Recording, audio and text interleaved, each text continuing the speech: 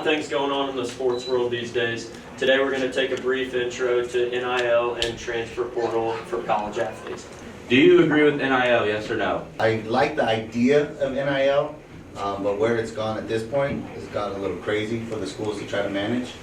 The idea of paying people that produce so much money for your school probably should have happened a long time ago, but the way it's got to $4 million, $5 million for a one-year decision, it's probably gone a little too far. We say no. We don't agree with NIL. We do agree with it. We're with it.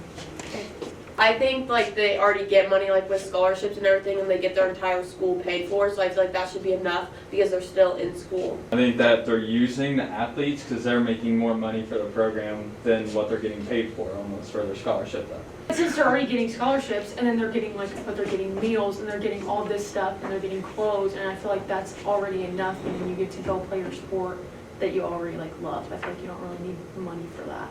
Yes, to an extent, but I mean, it's the same with all other college students other than clothes. Like you can sign up for meal plans in the cafeteria and stuff like that. For free though.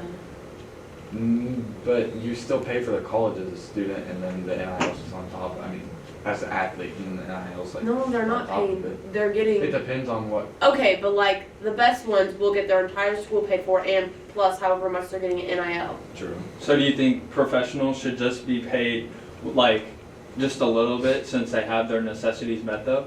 Even though they're making Okay, but so that's much like for the a real sport? job. In college, it's not a job. It's 100% a job in college. They don't have time to work. That's why NIL is one of the things on top That's of why it. they're getting their school paid for, because they don't have time to work for the money to pay for it. Yeah, but You still have school to doesn't include everything else that like gas and everything like that. You guys are stupid kids. They still get money though for stuff like that. I mean, how much do you think they're driving? I don't really think they're driving that much. I don't They really think still that's have- a big. they still have probably things still they- have some money. I mean, they From didn't come where? into college From broke. where? From Okay. where? But they I didn't don't, go Okay, to I all don't college. know where they're getting their money from. 86% of Ooh, NCAA athletes live below the poverty line. With NIL, should there be contracts for athletes? If we have to have NIL and we have to pay college athletes, then they should be treated like employees everywhere across the world. They get a better contract, they don't perform, they should be able to move to different schools, move different sports. You don't have to bind them with contracts. It's a free-for-all, it's a Wild West, let them do whatever they want, if we're gonna have it. I think there's just contradictory of where you're saying earlier that students shouldn't leave to go for the money, but if you have contracts, that's not going to make students leave. They're going to have to stay there with the money that they have, and they're not able to go to other schools to get that money. For sure. I feel like, yeah, they just need to, if they have contracts, they need to fulfill the contracts or just be able to get cut and not have contracts at all. I think they lose their money too if Yeah. they wanted to transfer. Yeah.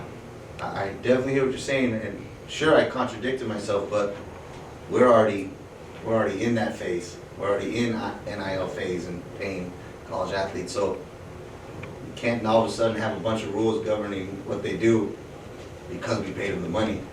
Because businesses are smart, colleges are smart. They'll pay them less than they're gonna make no matter what, and they still might be stuck. No playing time, bad situation. What happens if they agree to $4 million and they only get one? That's happening all over the country too.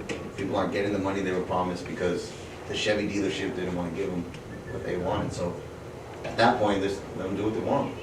If college athletes do get paid, where should the money come from?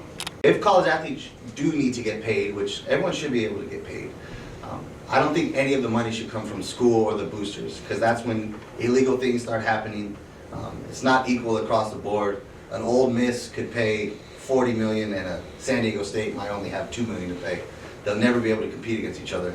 But if your Instagram is happening, you've got a lot of people, and you get brand deals and stuff like that, all power to you. If Nike wants to sign you, that's something they can do, but nothing from the school or their boosters or the collectives.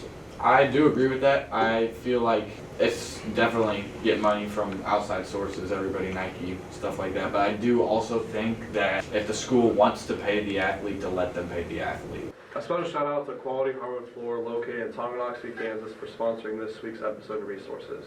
You can contact him at 816-718-2049. Hardwood flooring has some of the best variety in Leavenworth County. Some examples of this are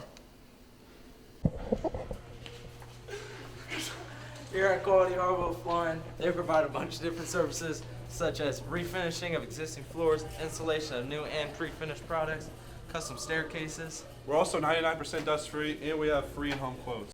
Thanks for watching the NIL segment, and we'll see you next time.